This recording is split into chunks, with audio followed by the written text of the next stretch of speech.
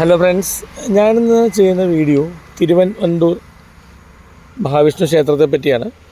ഇത് ആലപ്പുഴ ജില്ലയിലെ ചെങ്ങന്നൂരാണ്.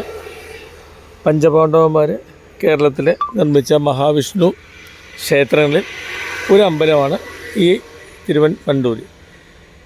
ഇത് ഇവിടെ പ്രതിഷ്ഠ നടത്തിയിരിക്കുന്നത് നകുലിനാണെന്നാണ് വിശ്വാസമുള്ളത്. നമ്മൾ പഞ്ചപാണ്ഡവന്മാരുടെ അമ്പലങ്ങളിൽ പോകുമ്പോൾ കഴിഞ്ഞ ദിവസം സഹദേവൻ പ്രതിഷ്ഠിച്ച അമ്പലത്തിൻ്റെ വീഡിയോ ചെയ്തിരുന്നു. നകലിൻ്റെ വീഡിയോ ഇന്ന് ചെയ്യുന്നത്. യുധിഷ്ഠിരൻ്റെയും ഭീമൻ്റെയും അർജുനൻ്റെയും നമ്മൾ പുറകെ ചെയ്യുന്നുണ്ട്. അപ്പോൾ ഇത് ആദ്യം തന്നെ പറയട്ടെ, ഇത് നമുക്കിങ്ങനെ പോകാനുള്ള അവസരം ഉണ്ടായെന്ന് വെച്ച് കഴിഞ്ഞാൽ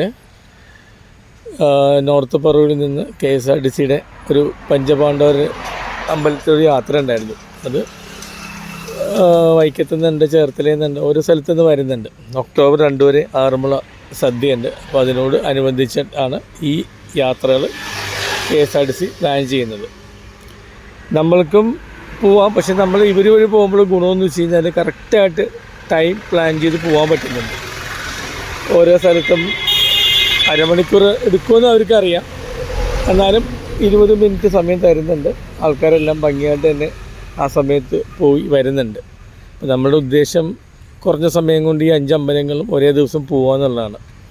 അപ്പോൾ ഈ അമ്പലത്തിൻ്റെ വേറൊരു പ്രത്യേകത എന്താ വെച്ച് കഴിഞ്ഞാൽ ഇതിൻ്റെ ശ്രീകോവിൽ റൗണ്ടായിട്ടുള്ള ഷേപ്പിലാണ്. അപ്പോൾ നമ്മളിപ്പോൾ ഉടുപ്പിയിൽ പോയ ആൾക്കാർക്കറിയാം, കർണാടകയിൽ മിക്കയിടത്തും അമ്പലങ്ങളിൽ ശ്രീകോവിൽ റൗണ്ടായിട്ടുള്ള ഷേപ്പിലാണ്. നമ്മുടെ ഇവിടെ ഉണ്ട്, പക്ഷേ അധികം അമ്പലങ്ങളിലില്ല. ഈ അമ്പലം ഒരു 1.5 ഏക്കറിലാണ് അമ്പലം സ്ഥിതി ചെയ്യുന്നത്. ഇവിടെ ബലിത്തറയുണ്ട്, അയ്യപ്പസ്വാമിയുടെ അമ്പലമുണ്ട്, ഗണപതിയുടെ അമ്പലമുണ്ട്. പിന്നെ ഇവിടുത്തെ ഒരു വേറൊരു വിശ്വാസം എന്ന് വെച്ച് കഴിഞ്ഞാൽ പാണ്ഡവർ വനവാസകാലത്ത് പാഞ്ചാലിക്ക് അക്ഷയപാത്രം ഇവിടെ വെച്ചാണ് നൽകിയെന്നാണ് ഒരു വിശ്വാസമുണ്ട്. ഇനി അമ്പലത്തിനെ പറ്റിയുള്ള ചരിത്രം നോക്കുകയാണെങ്കിൽ 800 AD നമ്മൾ തമിഴ് കവിയുടെ കവിതകളിൽ ഈ അമ്പലത്തെപ്പറ്റി പരാമർശം പറയുന്നുണ്ട്. ഇപ്പോഴും ഇവിടുത്തെ ഉത്സവം നടക്കുന്ന അദ്ദേഹത്തിൻ്റെ ഓർമ്മയിലാണ് നടക്കുന്നത്. നമ്മൾ ഏറ്റുമാനൂരും അതേപോലെ ശ്രീപത്മനാഭസ്വാമി ക്ഷേത്രത്തിലും ഗുരുവായൂരും അമ്പലപ്പുഴയിലും ഒക്കെ പോകുമ്പോൾ അതേപോലെ തന്നെ പ്രാധാന്യമുള്ളൊരു അമ്പലമാണ് ഈ 5 അമ്പലങ്ങളിൽപ്പെട്ട ഈ തിരുവനന്തപുരം അമ്പലം.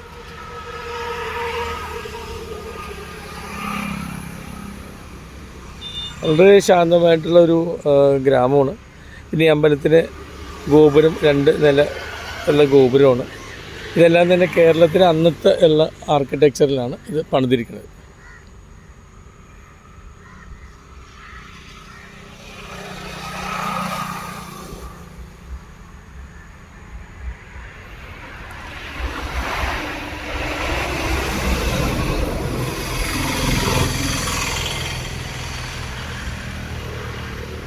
അപ്പോൾ അമ്പലത്തിൽ പോകുന്ന വ്യക്തികൾ തീർച്ചയായിട്ടും ഈ അമ്പലവും കൂടി നിങ്ങളുടെ ലിസ്റ്റിൽ പെടുത്തണം. പോകേണ്ട ഒരു അമ്പലമാണ്, മനസ്സിനൊരു സന്തോഷവും സംതൃപ്തിയും തരുന്നൊരു അമ്പലവും കൂടിയാണ്. അടുത്ത ദിവസം യുധിഷ്ഠിരൻ പ്രതിഷ്ഠിച്ച അമ്പലത്തിൻ്റെ വീഡിയോ ചെയ്യുന്നുണ്ട്. വീഡിയോ കാണുന്ന എല്ലാവർക്കും നന്ദി, തരുന്ന സപ്പോർട്ടിനും. അപ്പോൾ ഈ അമ്പലത്തിൽ പോകാൻ നിങ്ങളും പ്ലാൻ ചെയ്യുക. Thank you, by.